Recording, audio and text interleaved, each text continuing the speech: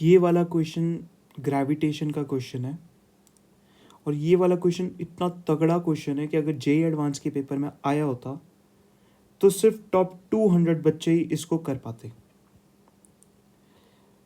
देखने में ऑलरेडी डरावना लग रहा होगा, एंड पढ़ के अगर मैं बताऊंगा तो थोड़ा सा तुम कंफ्यूज हो जाओगे कि ये कैसा सवाल है।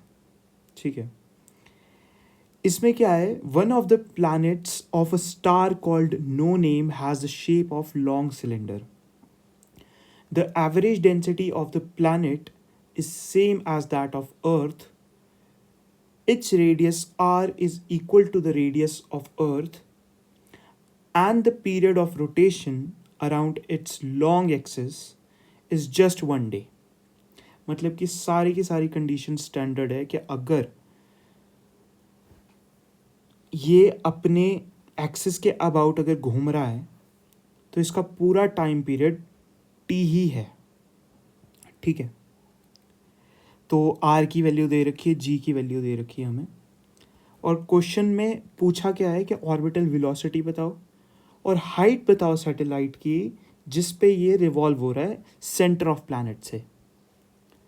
तो इसको हम सॉल्व करना शुरू करते हैं। तो हमें यहाँ पर सॉलिड सिलेंडर की वजह से ग्रेविटी का रिजल्ट पता होना चाहिए। ठीक है, जो कि सिर्फ जो रैंकर्स बच्चे होते हैं और रैंकर्स बच्चों की जो क्लास होती है उसी में ही वो रिजल्ट करवाया जाता है, मैक्सिमम जो डिराइव करवाया जाता है। इसका जो सॉलिड सिलेंडर का ग्रेविटी निकालने का तरीका है ये बहुत स्टैंडर्ड तरीका है, और अगर शायद तुम्हें क्लास में ये ना कराया हो तो तुम्हें कभी स्ट्राइक भी नहीं होगा कि इसका ग्रेविटी निकालने का तरीका क्या है। अब सॉलिड सिलेंडर को हमने 3 रीजन्स में बांट लिया है, एक अंदर, एक बाहर जो सरफेस पे इसके, एंड एक बिल्कुल बाहर जो सरफेस के भी बाहर है। तो आर ग्रेटर देन मतलब एक्स ग्रेटर देन आर, मतलब अगर ये एक्स डिस्टेंस है तो greater than R, X greater than R. हमें सिर्फ इस वाले रिजल्ट से मतलब है कि यहाँ पर इसकी ग्रेविटी क्या होगी, क्योंकि यहीं पर ही ये सैटेलाइट रिवॉल्व हो रही होगी पूरी की पूरी, है ना। इसको निकालने के लिए सॉलिड सिलेंडर ही होगा ना एक तरह से प्लैनेट, इसको निकालने के लिए हमें ये पता होना चाहिए कि थ्रेड की वजह से, अगर ये थ्रेड होता पूरा लॉन्ग इन्फानाइट वायर होती या थ्रेड होता, इसकी वजह से हम ग्रेविटी कैसे निकालते हैं, थ्रेड की वजह से। ठीक है, तो इस पर हम आएंगे, इसकी डेंसिटी दे रखी है हमें रो। ठीक है, इस पर हम आएंगे, पर इससे पहले हमें थ्रेड की वजह से ग्रेविटी निकालनी आनी चाहिए कि ग्रेविटेशनल फील्ड क्या होगी थ्रेड की वजह से। मान लो कि एक इन्फानाइट वायर है जिसकी लीनियर चार्ज डेंसिटी लेमडा है। ठीक है, और इसके पी पॉइंट पर मुझे ग्रेविटी पता करनी है, इसके सामने एक पी पॉइंट पे। ठीक है, इसके जस्ट सामने वायर पर हम एक ओ पॉइंट मान लेते हैं। ठीक है, ओ पॉइंट हम एक एलिमेंट डी वाई डिस्टेंस या फिर जिसकी एलिमेंट की लेंथ डी वाई है उसे ओ पॉइंट से वाई सेंटीमीटर या वाई डिस्टेंस दूर नीचे मान लेते हैं, एंड ओ पी की जो डिस्टेंस है वो आर मान लेते हैं। ठीक है, अब हम इसे कनेक्ट कर देते हैं डी वाई और पी पॉइंट को जो यहाँ पर है। इसकी डी वाई और पी पॉइंट का जो डिस्टेंस है वो R squared plus Y squared होगा, पाइथागोरस थ्योरम से सिंपल, है ना। एंड डी वाई एलिमेंट का जो मास है इसको डी एम लिख लेते हैं हम, क्या होगा, लेमडा टाइम्स डी वाई, है ना। अब ग्रेविटी का फॉर्मूला बताओ क्या होता है। ग्रेविटी का फॉर्मूला होता है जी, अच्छा इसको हम पी पॉइंट पे डी वाई डिस्टेंस की जो डी एम मास है, ठीक है, इस पॉइंट पर पी पॉइंट पर नीचे की तरफ को इसमें ग्रेविटी लग रही होगी डी जी, छोटा जी डी जी। ठीक है, अब डी जी निकालने के लिए हमें ग्रेविटी का फॉर्मूला पता होना चाहिए। होता क्या है, G M by R square, है ना। पर हम क्या करेंगे, G D M by R square. R square क्या होगा, पी और डी वाई डिस्टेंस का जो एलिमेंट है इसको लेट से एस कर लो, ठीक है, ताकि कन्फ्यूजन ना रहे। पी एस की जो लेंथ है R square plus Y square का होल रूट है, और G D M by R square होता है, तो R square plus Y square रह जाएगा, क्योंकि स्क्वायर था इसका तो रूट कट जाएगा उससे। ये इक्वेशन 1 मान लो, ठीक है। अब इसके बाद हमें ये पता है कि अगर ये थीटा एंगल पे है, ठीक है, तो हम वायर को फिर से ड्रॉ कर लेते हैं एनालाइज करने के लिए। ये पॉइंट पी हो गया, यहाँ पर ये ऐसे करके ट्राइंगल हो गया, इसको थीटा एंगल पे मान लो। अब ये डी जी था, है ना, तो डी जी के कंपोनेंट्स हम तोड़ लेते हैं कि ये क्या होगा, D G cos theta, and नीचे को क्या होगा, डी जी साइन थीटा। अब ये जो डी जी साइन थीटा है, जिसे ये सिर्फ एक इस एलिमेंट की वजह से था, ऐसा ही एक सिमिलर एलिमेंट इसका यहाँ पर भी होगा, एंड जब इसकी वजह से हम कंपोनेंट्स लिखेंगे तो एक ऊपरली तरफ को same D G sine theta आएगा, एंड अंदर की तरफ को डी जी कॉस थीटा आएगा। तो जितने भी ये एलिमेंट्स है जिससे वायर बन रहा है, ये पूरा का पूरा, इसके जितने भी डी जी साइन थीटा वाले कंपोनेंट्स होंगे वो सारे के सारे कट जाएंगे आपस में, क्योंकि सिमेट्रिकल होगा, इन्फानाइट वायर है ना, तो हर एक एलिमेंट के लिए सिमेट्रिकली ऑपोजिट साइड पर एक और एलिमेंट होगा जिसका डी जी साइन थीटा उसको काट रहा होगा। तो पी पॉइंट पर नेट ग्रेविटी पता करने के लिए हमें डी जी कॉस थीटा के सारे एलिमेंट्स के डी जी कॉस थीटा का कंपोनेंट जोड़ना होगा। मतलब अगर मैं जी पी लिखूंगा तो D G cos theta, D G cos theta, D G cos theta का सबका सबमिशन। तो सबमिशन के लिए हम क्या करेंगे, इंटीग्रेट करना पड़ता है, क्योंकि इंटीग्रेशन मीन्स एडिंग समथिंग, है ना। तो डी जी कॉस थीटा, ये पी पॉइंट पर ग्रेविटी की वैल्यू होगी, डी जी कॉस थीटा का इंटीग्रेशन, मतलब कि सारा का सारा। और इसकी लिमिट कहाँ से कहाँ तक होगी, क्योंकि ये इन्फानाइट था तो इसको माइनस इन्फिनिटी तक मान लो नीचे, एंड इसको प्लस इन्फिनिटी तक मान लो, तो ये पूरी की पूरी minus infinity two plus infinity सारा का सारा डी जी कॉस थीटा सारे एलिमेंट्स का ऐड हो रहा होगा।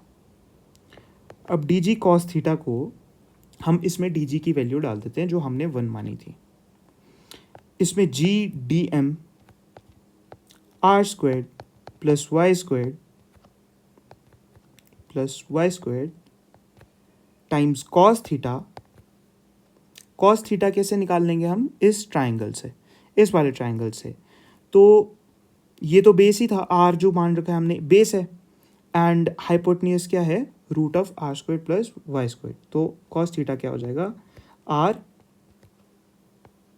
Bye root of R square plus Y square, ठीक है, का होल इंटीग्रेशन। मैं लिमिट बार बार नहीं लिख रहा ताकि कन्फ्यूजन ना हो। अब हम डीएम की वैल्यू डाल देते हैं यहाँ पे, क्या होगा, हमने क्या निकाली थी, डीएम की value lambda times D Y, right, and R तो रह जाएगा यहीं पर ही, एंड नीचे जब इसको मल्टीप्लाई करके लिखेंगे तो R square plus Y square की होल पावर 3/2। अब ये कुछ नहीं, इंटीग्रेशन का सवाल बन गया है। इस इंटीग्रेशन में हम क्या करते हैं कि y को, क्योंकि y के टर्म्स में है, क्योंकि वेरिएबल क्या है, dy है, ऑपरेटर क्या है, dy है, तो y को हम r tan थीटा मान लेंगे, लेट। तो dy क्या आ जाएगा अपना, r secant square theta D theta, ठीक है। पूरे को सब्सटीट्यूट कर दो, G P equals to R की वैल्यू आर की वैल्यू आर ही रहेगी, G lambda times D Y की value D R sec square theta D theta by, जब हम इसे पूरे को डाल देंगे तो सिंप्लीफाई होके हमारे पास क्या आ जाएगा, R cube secant cube theta, right. अब पूरा कटेगा तो आर से आर सारे गए, सीकेंट क्यूब से सीकेंट स्क्वायर गया, एंड यहाँ पर हमारे पास क्या आ गया, लिमिट जी लेमडा सीकेंट नीचे था तो ऊपर कॉस थीटा आ जाएगा, cos theta D theta by R. ये हमारे पास इंटीग्रेशन बन गई। अच्छा, पहले क्या थी, y equals to minus infinity, हमारे पास लिमिट थी 1, तो थीटा क्या हो जाएगा जब हम पूरे को डालेंगे, y इक्वल्स टू जब माइनस इन्फिनिटी हुआ यहाँ पर डाल दो, ठीक है, y equals to minus infinity पे ये माइनस पाई बाय 2 हो गया, क्योंकि tan माइनस पाई बाय 2 होता है माइनस इन्फिनिटी, राइट। तो हमारे पास पहली जो लिमिट आ गई वो माइनस पाई बाय 2 आ गई, and y equals to infinity पे theta equals to pi by 2 हो गया प्लस सिमिलरली, राइट। तो हम इसे सब्स्टिट्यूट कर देते हैं, G lambda by R minus pi by 2 से प्लस पाई बाय 2 तक, कॉस थीटा डी थीटा। अब जब हम इसे इंटीग्रेट कर देंगे, सॉल्व कर देंगे, तो हमारे पास जी पी पे पी पॉइंट पर जो वैल्यू निकलेगी वो twice of G lambda by R निकलेगी, राइट। इसे इक्वेशन 2 मान लो। अब ये जो इक्वेशन 2 आई है ये एक इनफाइनाइट थ्रेड की वजह से आई है ना। अब हमें सॉलिड सिलेंडर की वजह से निकालनी है, एंड यही रिजल्ट हम यूज करेंगे। मान लो कि ये इनफाइनाइट सॉलिड सिलेंडर है एंड हमें इसके सेंटर से x दूरी पर यहां पर, ठीक है, फॉर केस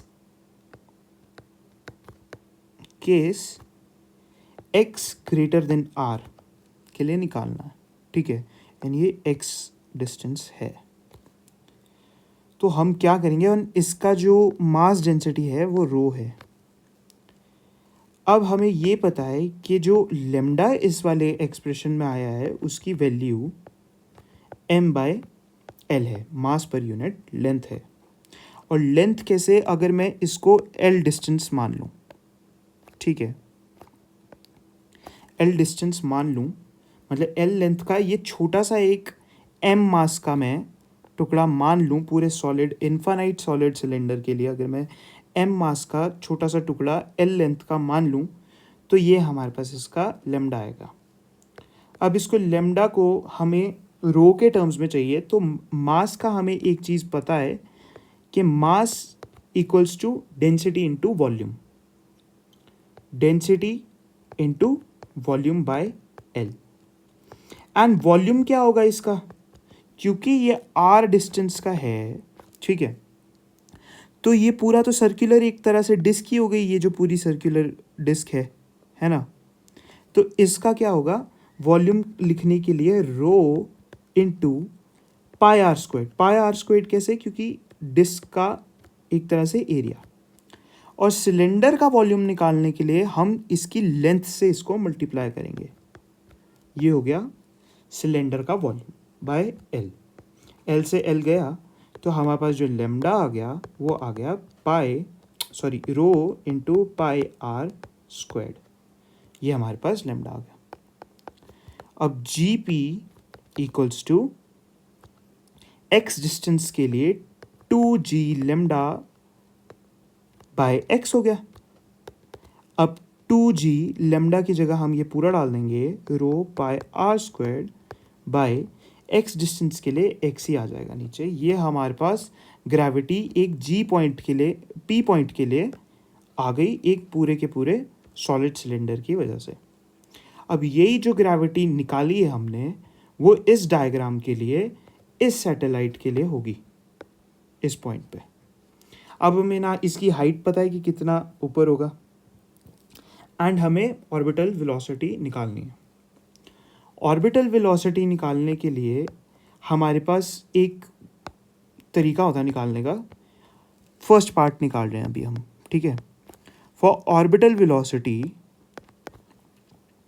हम क्या करेंगे, ग्रेविटी पे अगर फॉर एग्जांपल इसका टॉप व्यू हम ड्रॉ कर लेते हैं। टॉप व्यू, ये अगर सिलेंडर था तो इसके सर्कुलर ऑर्बिट में ही सैटेलाइट रोटेट हो रही होगी। इस वाले पॉइंट को पी पॉइंट मान लो, जहां पर जीपी नीचे को लग रहा होगा, ठीक है। जीपी जब लग रहा है तो इसे एम मास का मान लो। तो एक फोर्स तो ये वाला प्लैनेट जो सिलेंड्रिकल प्लैनेट है वो अपनी तरफ को एम जी लगा रहा होगा, एम इंटू जी, कौन सा, जो जी पी हमने निकाला है। और एक अंदर को, क्योंकि ये वी वेलोसिटी, ऑर्बिटल वेलोसिटी हमें निकालनी है, वी ओ निकालना है हमें, ठीक है, वी ओ निकालना है, तो एक अंदर की तरफ को सेंट्रीपिटल फोर्स भी होगा जो इस एम जी के इक्वल होगा, और उसकी वैल्यू क्या होगी, एम वी नॉट का स्क्वायर वी ओ का स्क्वायर बाय ये पूरा डिस्टेंस हमने एक्स माना था। अच्छा, ये जो एक्स है वो ही आर प्लस एच है, और ये जो एक्स है यही सेंटर से दूरी है। इसको निकालने का दूसरा तरीका है, ये मैं बताता हूँ कैसे।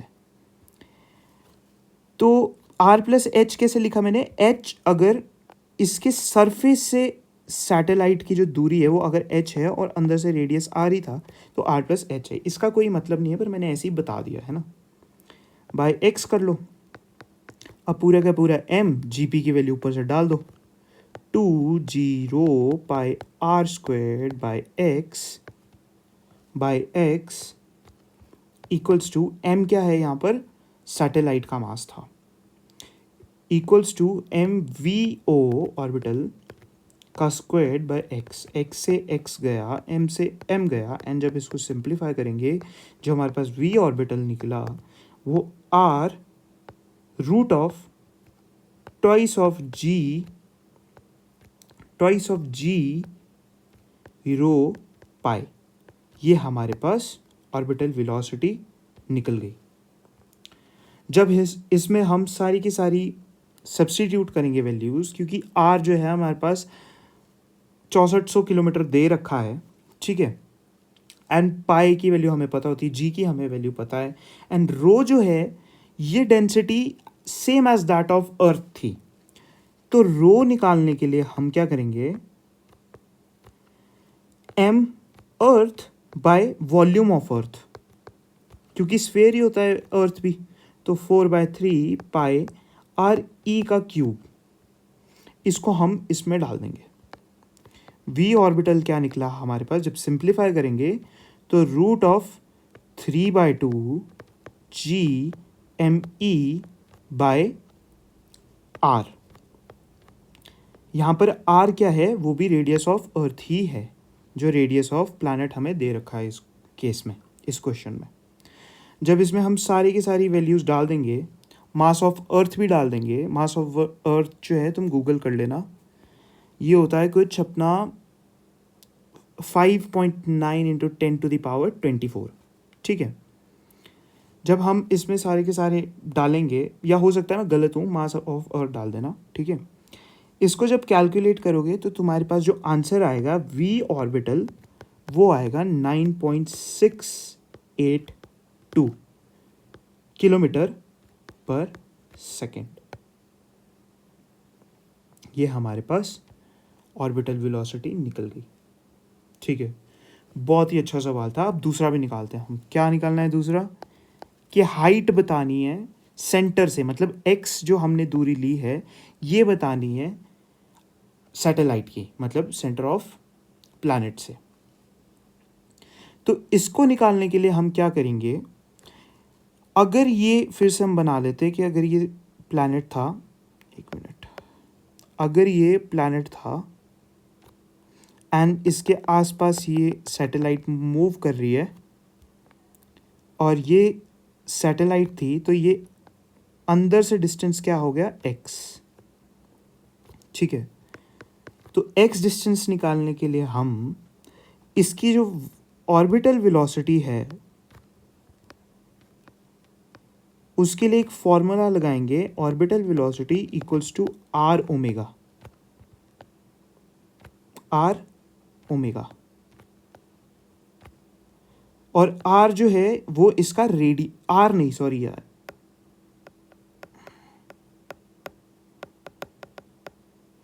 X omega. ठीक है, एक्स क्या है, अंदर से जो दूरी है वो, and V O equals to X 2 pi by time period, जो टाइम पीरियड चल रहा होगा, ओमेगा की मैंने सिंपली वैल्यू डाली है। अब x निकालने के लिए v ऑर्बिटल हमें पता है, तो v ऑर्बिटल के लिए मैं इसका जनरल फॉर्मूला लगा रहा हूँ, ये वाला। ठीक है, या फिर ये भी छोड़ो, यही लगा देता हूँ सिंपली। ठीक है, जब मैंने V O root of 3/2 GME by RE लगाया एंड इसको मल्टीप्लाई बाय टाइम पीरियड किया बाय 2 पाई किया इक्वल्स टू x हो गया, तो ये हमारे पास हाइट निकल कर आ गई। तो x जो हाइट इसकी निकली हमारे पास सेंटर से, वो पूरी दूरी कितनी निकली, t/2 root of 3/2 GME by RE, या फिर ऊपर वाला पूरा का पूरा portion r root of 2g rho pi.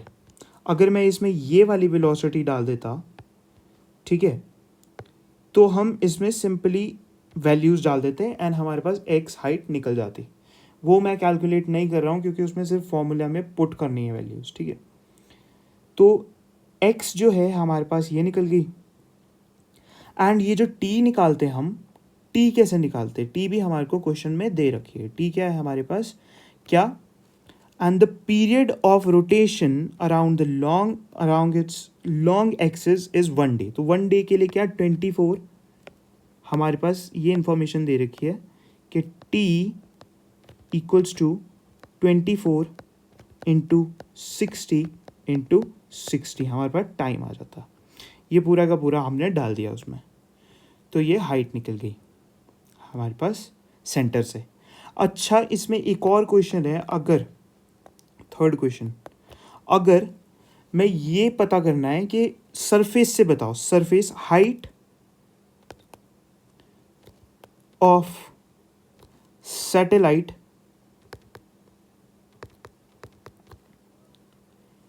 From